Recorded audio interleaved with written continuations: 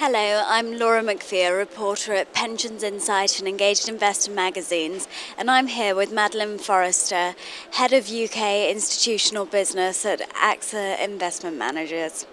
Very good to have you here today, Madeleine. Thank you. And how have you found the conference so far? We've had a great couple of days. It's been fantastic to meet such a wide range of people, and I think the thing that's impressed me, and we actually asked some questions about it during the session, is the range of different sizes of scheme represented here, from the quite small to the large.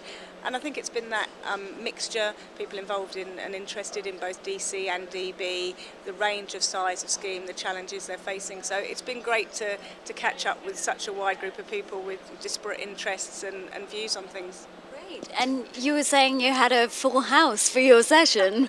What do you think brought so many people there? Well, we were delighted. For a period it was standing room only, although I think everybody did get a chair in the end due to some rebalancing.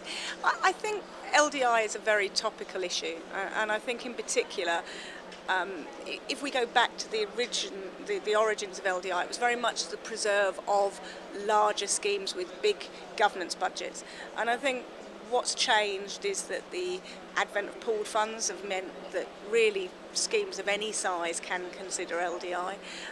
In addition, the way that people are now using swaps and repos means that you don't have to be close to fully funded. So any schemes, even those that have quite a big challenge in terms of their deficit, can look to kind of plug that hole. Using an LDI strategy.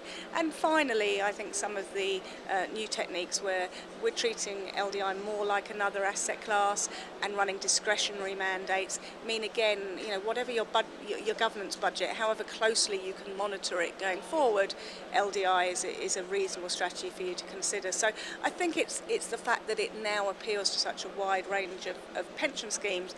I think that was why the room was so full. I'd love to think it was personal, but I think it was more to do with LDI than with ourselves. But that's it's always encouraging to see that. Yes, well, I'm sure you can take some credit for it.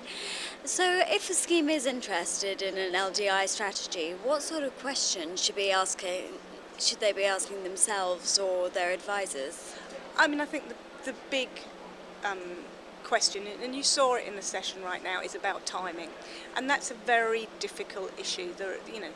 If you basically put in an LDI strategy in place, you are locking in to the current perception of where interest rates are going, not necessarily the rates right now, but to the market's perception of interest rates, and clearly that has some potential for regret risk. So I think for most people, the biggest question they're asking themselves is about timing. And it's not for us to say the timing is right for you now, but what we're trying to do is to do a couple of things. One is to tell people they really do, we think everybody should have a plan.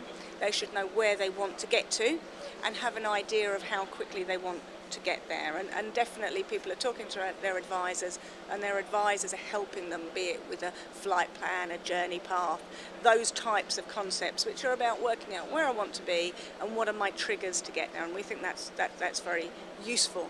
The second thing is we think that if you are considering LDI, it is quite a complex subject, and it will take you longer to get more comfortable with the issue than you probably think.